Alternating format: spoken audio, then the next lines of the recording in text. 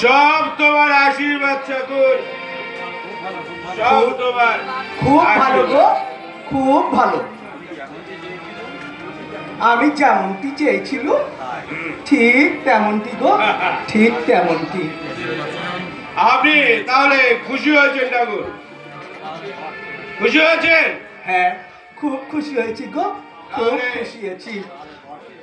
তাহলে আমায় আমায় বর দিন ঠাকুর। জয় মা, জয় মা। বর তো দিয়ে রেখেছি রে শালা। আবার আবার কি বর দেবো রে? বর তুমি আমায় দিয়ে রেখেছো? তাহলে তাহলে তুমি আমার ছেলে হয়ে জন্মাও ঠাকুর। তুই শালা, আমার বয়ে গেছে তো ছেলে হতে। কেন হবে না?